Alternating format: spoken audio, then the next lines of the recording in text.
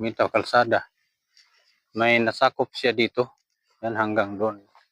Baba. Gilid din siya ng sapa. Yan, no? Sapa yan dyan, bukal. Yan ito. Pero maliit lang nung dito na kuhan. Kalabas kalsada. Yan sa papuntang itaas yan. Yan. Ito yung lupa. Oh. Isa rin dagat nito. Overlooking din ito. Overlooking siya sa dagat. Ito yun. Basta itong gilid ng kalsada nito. Ito yan. Gilid ng kalsada niyan. Yan yung lupa. Dito. Hanggang dito yun sa kuhan? Dagat din. No? Itang dagat. Yung kandahan.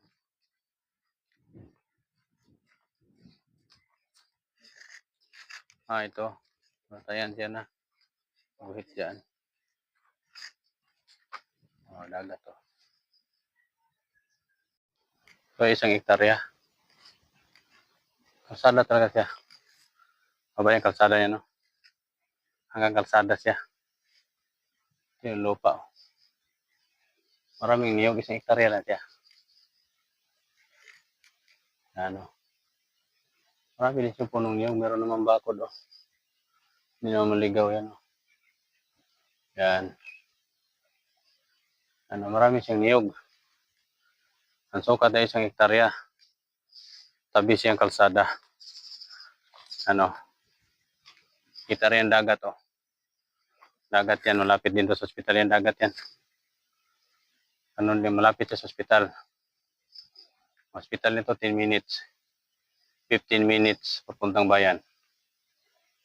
Ito. Maganda rin siya. Kung nasa linis, pag malinis, ito. Ang ganda ng lupa. Ito ang lupa, oh. Kalsada nito nasa baba. Ito yung lupa nasa taas. Ito maganda rin bakasyonan kasi gusto mo medyo mura lang kasi maliit lang din siya. Maliit ang lupa, maliit lang din ang halaga. Ito pwede ka dito magbahay. Pasok naman sa sakyan kasi diyan sa baba, kalsada yan. Ano, hanggang taas pa to. Hanggang taas. Punta pa to sa taas pa. Sa taas kasi ano to, isang hektarya, malawak din tong isang hektarya eh. Ang isang hektarya, malalawak din yan. Ano, maganda rin ang pwesto dito sa taas na. Overlooking tayo, nasa overlooking tayo. Dating sa taas ito, kita ang dagat.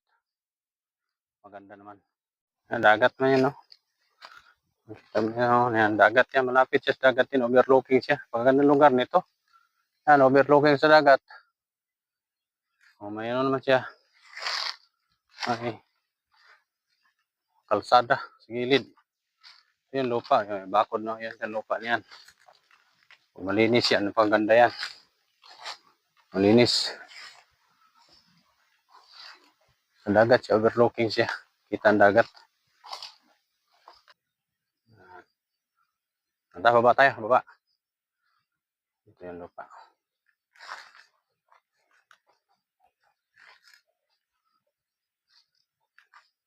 Yan. Ito siya papunta sa kalsada tayo. Tigilid siya sa kalsada. Kita ang dagat. Ang dagat man yan. Kita ang dagat. Harap siya ng alibihaban. Maganda ito. Sa gilid nga ng lupa. Pero pagdating dito naman, pantay siya dyan. Ito sa taas ito. Overlooking siya. Ito pag malinis. Napakaganda itong bakasyonan. Kita ang dagat. Tanggal ang stress mo dito. Pwede ka magbahay dyan sa taas. Pasok naman sa sakyan. Problema dito sa sakyan kasi kalsada yan.